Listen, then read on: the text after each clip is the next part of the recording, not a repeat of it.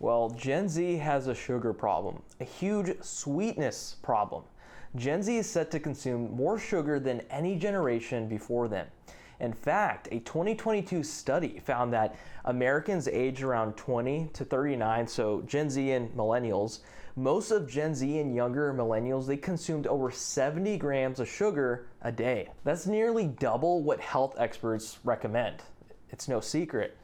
And it's not just soda anymore. We're talking about Crumbl cookies with 80 grams of sugar per cookie, Starbucks drinks that taste like a dessert, and energy drinks disguised as healthy drinks. So how did we get here? How did Gen Z get so hooked on sugar? Well, I think our generation, Gen Z, really grew up in a sugar-soaked world. Capri Suns, Sunny D, and every candy imaginable were loaded with tons of sugar. And as we got older, our sugar cravings just evolved. As Gen Z entered adulthood, the childhood charm of sugar followed us, and it turned into highly sociable foods like Crumbl cookies and Dutch Bros drinks.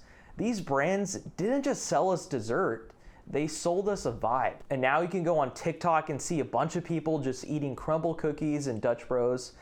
You know, not a bad thing in itself, but the point is that it's so accessible and it's become this sort of vibe. Starbucks gave millennials sweet, colorful drinks, but Crumbl and Dutch Bros, they took it even further. They tapped into Gen Z's nostalgia and completely hooked an entire generation. Childhood cereal in your drink? They got that. Fruit Loops on a cookie? Yeah, they got that too. And what's wild is how sugar isn't just taste anymore. It's become a sort of form of self-expression. Just go on TikTok and you'll see tons of videos with thousands, if not millions of views. Crumbl rotates weekly cookie flavors and drops them like sneakers.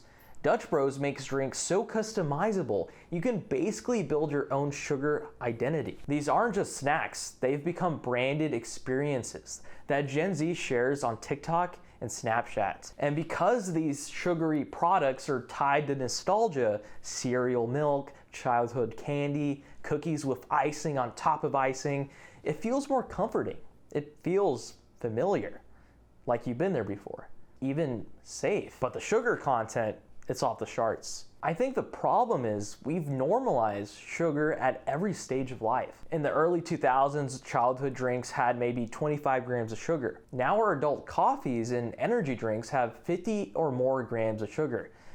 And this just isn't on an occasional basis. It's become daily. A Crumbl cookie can have over 70 grams of sugar. One medium Dutch Bros drink, that's gonna have more sugar than like 3 cans of Coca-Cola. Gen Z isn't just indulging. We're living in a loop of caffeine, sugar, and fatigue, with no idea how it's messing with our bodies.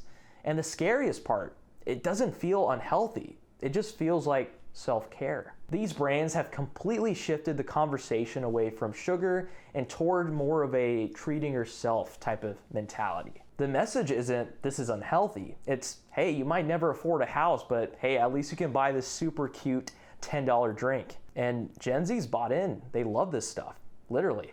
Gen Z's become the beverage generation. Energy drinks, iced coffees, colorful boba. It's not just about taste anymore, it's about identity, mood, and sharing it online on places like TikTok and Snapchat. Drinks like Celsius, Alani Nu, Prime, and yes, even Monster, they're definitely still around. They've figured this thing out. They're not just selling caffeine, they're selling vibes. They're selling a brand, a kind of a way of life here. But here's the huge twist. Good vibes come at a huge cost. That $4 pastel drink might look fun and cool, but it often comes loaded with like 200 to 300 milligrams of caffeine and 30 to 60 grams of sugar. I mean, that's a huge recipe for a crash physically and mentally. Gen Z has now become the most caffeine-dependent generation, and it's starting to show. A 2022 survey found that 91% of Gen Z, aged around 18 to 24 at the time, they reported symptoms of work burnout. And caffeine doesn't just fuel productivity. Studies from 2021 and 2023, they show that regular intake above 400 milligrams a day is actually linked to increased anxiety, sleep problems, and even panic attacks amongst many college students and younger Gen Zers. So if you really think about it, all these energy drinks and all these fruity drinks, these sugary drinks, they have a huge buzz around them, but they're creating this long-term stress and consequences for the future. What we're seeing isn't just a generation vibing, it's become a generation that's self-medicating.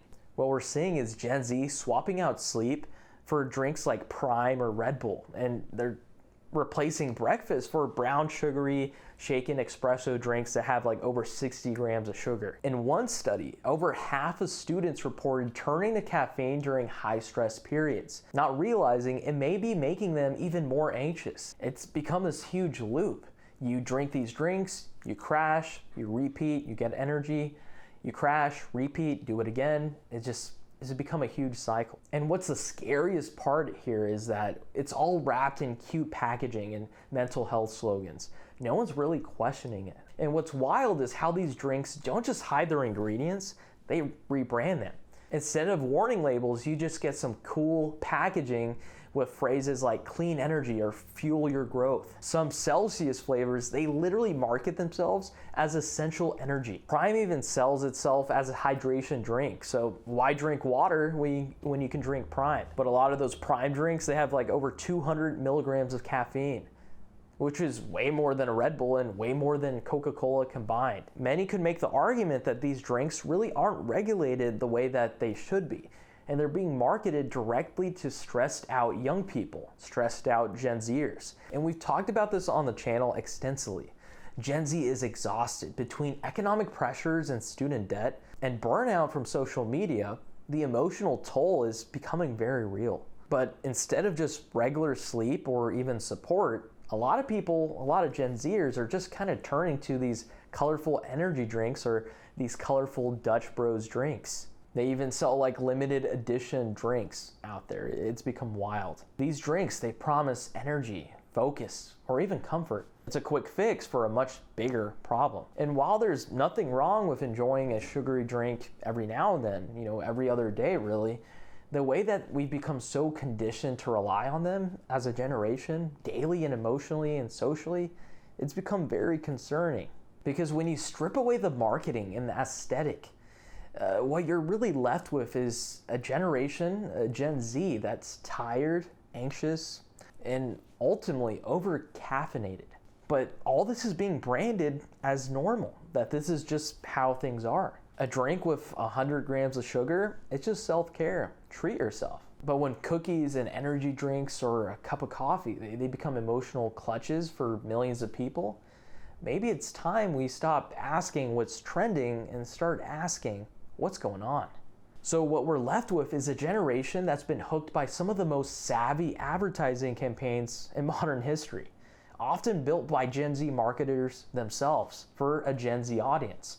These campaigns don't just scream, buy this sugary drink, they whisper it.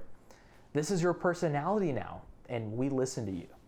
Because when Crumbl cookie or Dutch Bros drinks are packaged as self-care, nostalgia even, they become a form of social currency all in one. These products, they just aren't food, they become identity, mood, and belonging. And when Gen Z lives in a digital world, all that stuff becomes very important. And sure, there's healthier alternatives out there. Drinks like Poppy or Olipop, they promise better ingredients and ultimately a lot better for you. And a lot of Gen Z has actually gravitated towards them, especially in cities or wellness spaces. But let's be real here. You're gonna pay $3 to $4 for a can of those things, compared to just like 99 to 49 cents for a regular soda can or an energy drink. I feel like those new and trendy soda companies, they're like, hey Gen Z, we know that you're drinking too much sugar. Here's a solution. Here's a soda that's slightly better for you. We also know that you're pretty broke. So good luck on buying this $3 to $4 can of Olipop. Once again, it feels like the healthier option is priced as a luxury, while the harmful stuff is always cheap, convenient, and pretty much anywhere. So where does this leave Gen Z in the long run? We're staring down a future where chronic fatigue and a load of health problems could become the norm by our 30s and 40s. Past generations consumed sugar too, a good bit of it, but they didn't have 24/7 access to delivery apps, ultra-processed snack culture, or, well, 300 milligram caffeine drinks, posing as health tonics. The volume frequency, the amount of drinks that people drink on the daily, has become unprecedented. And without some awareness and change, Gen Z could become the first generation to face major health consequences from sugar before even hitting their middle years. The purchasing of all these sugary foods and drinks isn't just hurting Gen Z's health, it's draining their wallets, all while fueling record profits for food and beverage giants. As a matter of fact, Gen Zers under 25 are spending about 18% more on non-essential food and beverage items compared to millennials when they were around the same age. And with drinks like Celsius, Prime, and boutique sodas like Poppy, they're all retailing around $3 to $5 a bottle. That's kind of insane if you think about it. The weekly spend on beverages alone can creep over $50. I wouldn't be surprised if some people are spending around $100 to $150 per week on sugary drinks. Meanwhile, the companies that are selling these products are raking in record profits. Celsius Holdings, for example, saw a 71% year-over-year revenue growth in 2023. All this was largely driven by viral TikTok marketing and influencer partnerships that directly targeted Gen Z. These drinks, they're not just beverages, they're kind of becoming lifestyle signifiers, and all of them have been perfectly engineered to go viral. So while Gen Z tries to treat themselves with a little dopamine hit from a trendy drink that they saw on TikTok, they're also fueling a consumption cycle where corporations are profiting immensely from this overconsumption, this poor health, and this economic insecurity that Gen Z possesses. If you really think about it, Gen Z is basically being taxed on being young, anxious, and chronically online. So let me be clear here. There's really nothing wrong with these drinks, right? They're good. A lot of them provide a lot of happiness for people. Great, good. They're fun and tasty, and honestly, a lot of them are refreshing. The issue I have here is the way that these products are being marketed towards a generation, Gen Z, of people that are very anxious. We've never seen an entire generation this anxious. Brands have learned how to tap directly into Gen Z's psyche with an intensity no previous generation has ever seen, like ever. They blend nostalgia, aesthetics, wellness buzzwords, and influencer hype into their campaigns, and they blur the line between lifestyle and consumption.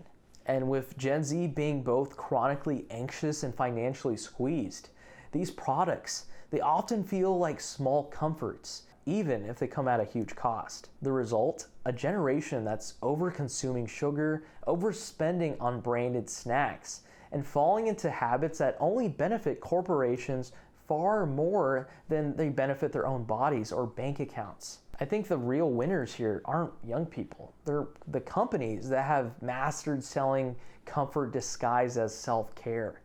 And if nothing changes, Gen Z may look back and realize that they paid a premium.